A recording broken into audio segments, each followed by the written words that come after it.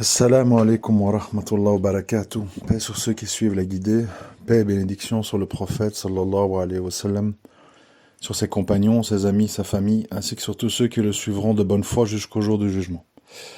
Rapide petit message, parce que je voudrais vous démontrer, pour ceux qui ne comprennent pas, que vous soyez musulmans ou non d'ailleurs, parce que ça importe peu, qui ne comprennent pas à quel point nos médias sont occupés à faire des manœuvres, des déclarations qui relèvent de la psychiatrie, en fait.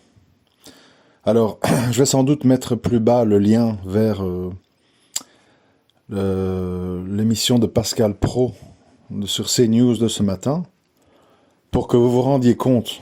Parce que je crois que les gens ne se rendent pas compte à quel point, en fait, et ils ont l'air sincères, hein.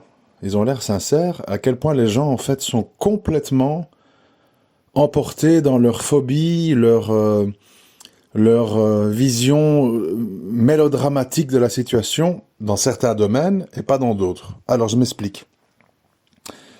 L'émission commence en premier titre sur un ton catastrophique et sur un ton du présentateur, comme quoi tout le monde a obtempéré et se scandaliser, de quelques femmes d'origine, je sais pas d'où, maghrébine ou subsaharienne ou des convertis, enfin peu importe de toute façon, qui revendiquent le droit de jouer dans leur équipe locale avec leur voile au football. Bon. Épiphénomène, sans grand intérêt, mais enfin bon, voilà.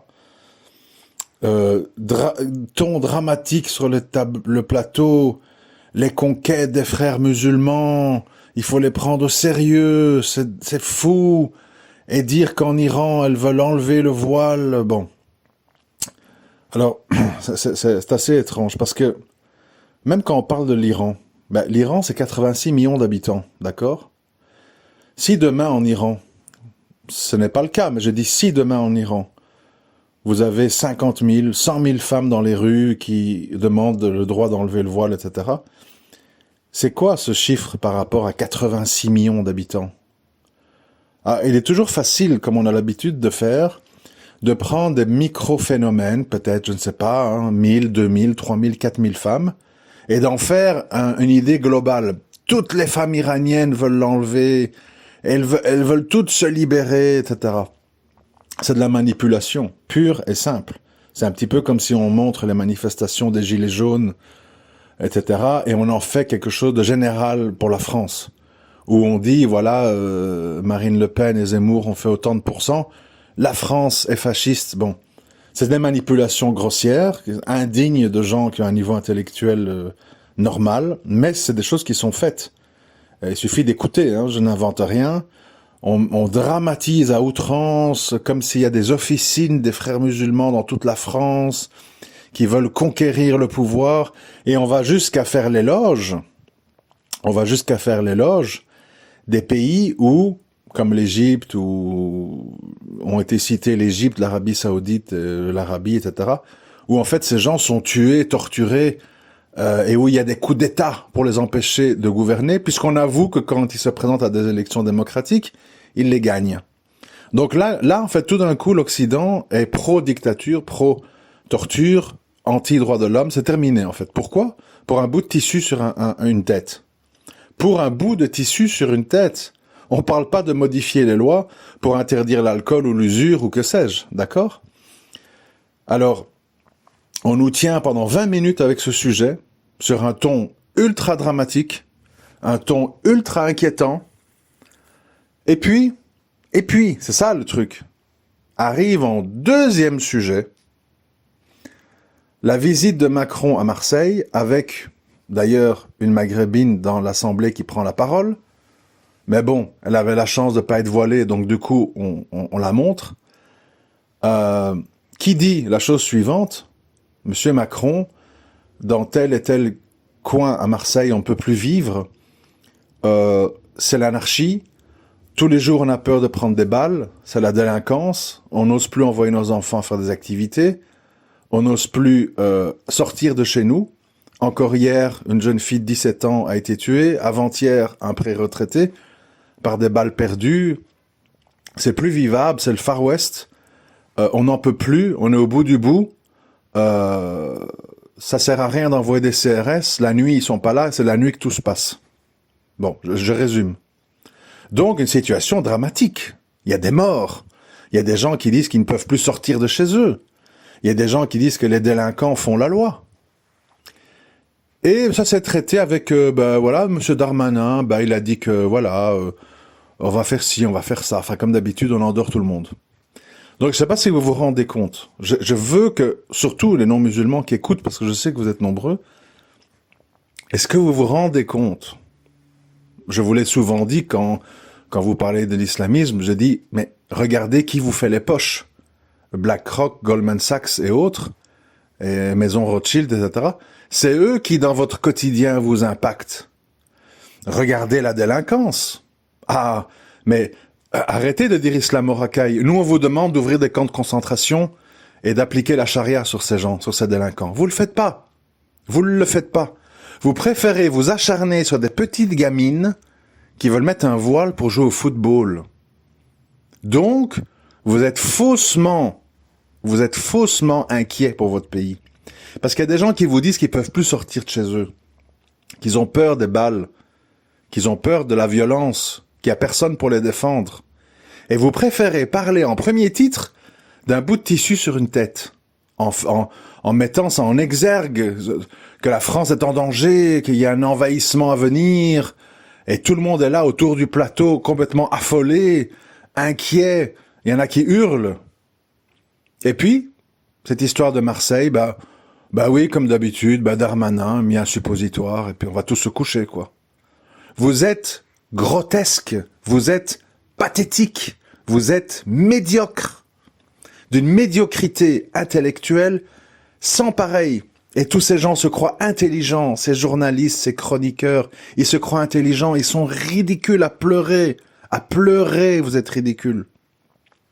Et le pire, c'est que vous vous en rendez même pas compte. Vous vous rendez pas compte qu'il y a une inversion de la gravité des choses dans vos esprits, dans vos paroles. Et toute personne, un minimum sensée, même non musulmane, explose de rire, parce que trop de misère fait rire, comme on dit, en vous écoutant. Vous êtes vraiment des grands zéros. Des zéros. Incroyable que vous touchiez un salaire, que vous ayez des micros ouverts pour raconter des conneries incroyables, inimaginables, mais pourtant vraies.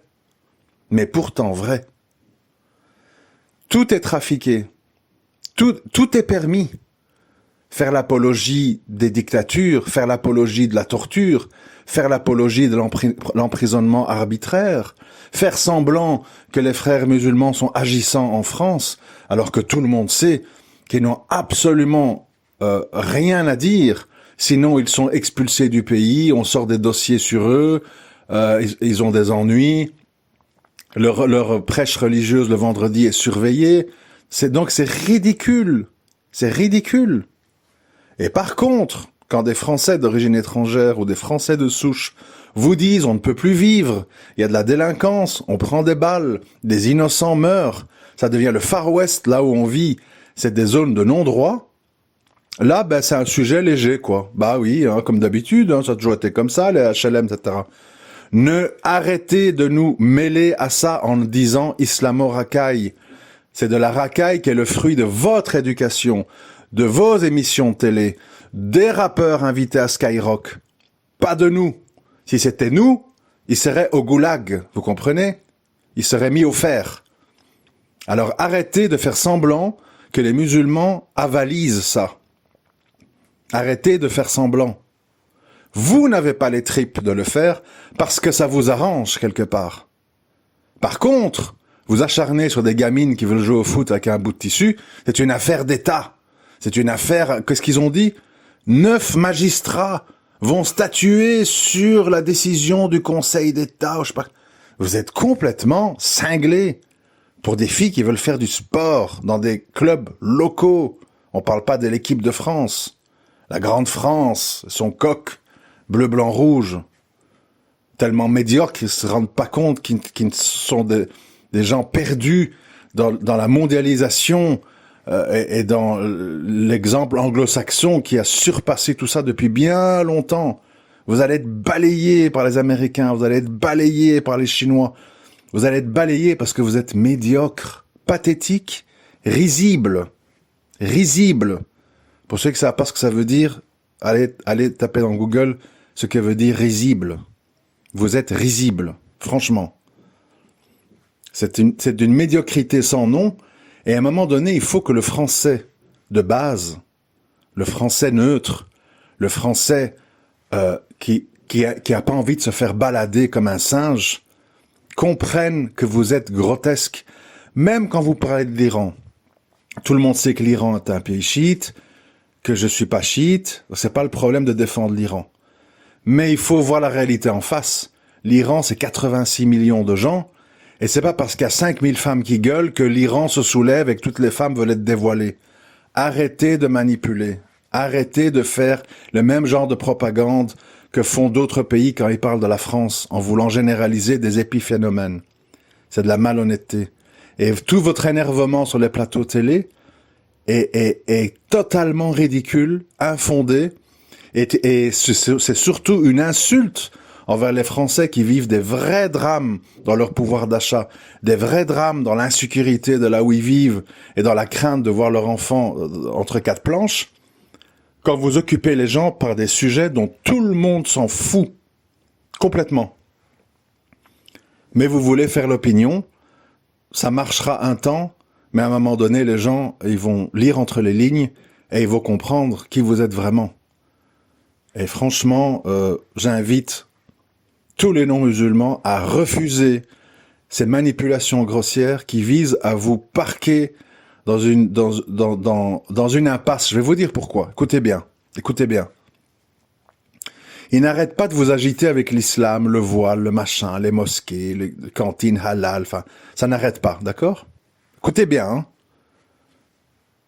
Et quand vous votez extrême droite parce qu'on vous a bien fait peur, sur tout ça, ah non, pas de retour du fascisme, hein. Oula, cordon sanitaire, il faut voter Macron maintenant.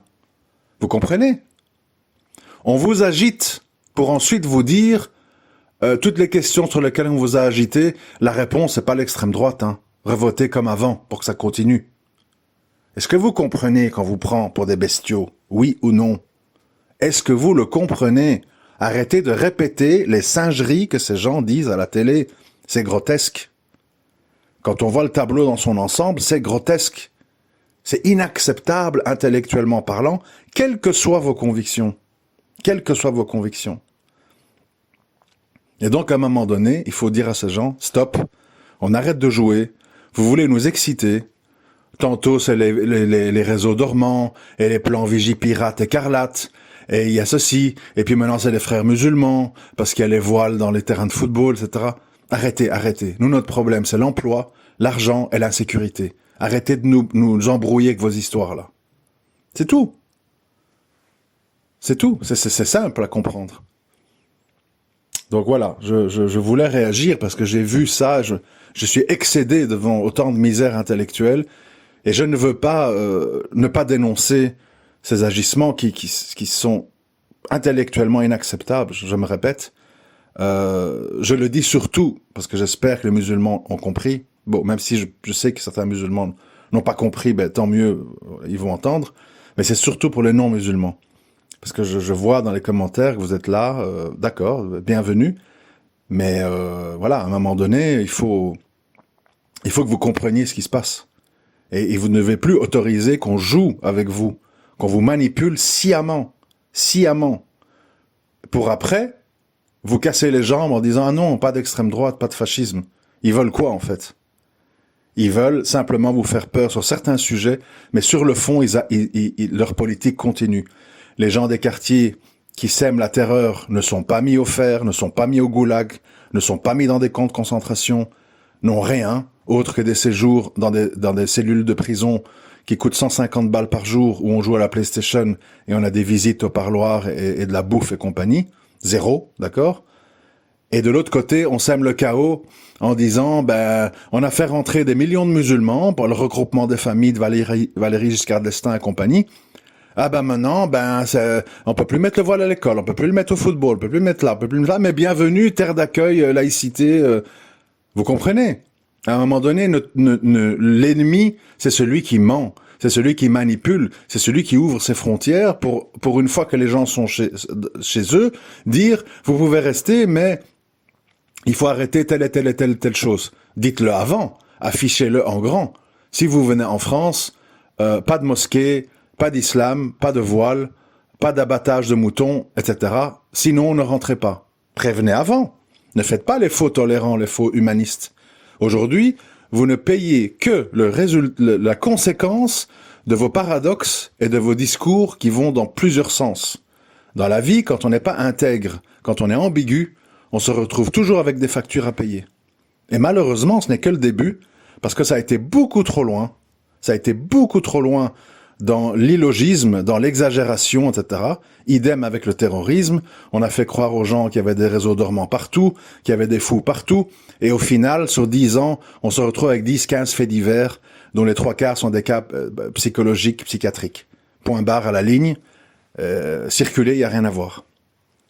Donc stop aux combines, stop aux mensonges, stop aux manipulations. Réveillez-vous, ou sinon, rejoignez le cortège des cons, et tant pis pour vous. Assalamu alaikum wa rahmatullahi wa barakatuh.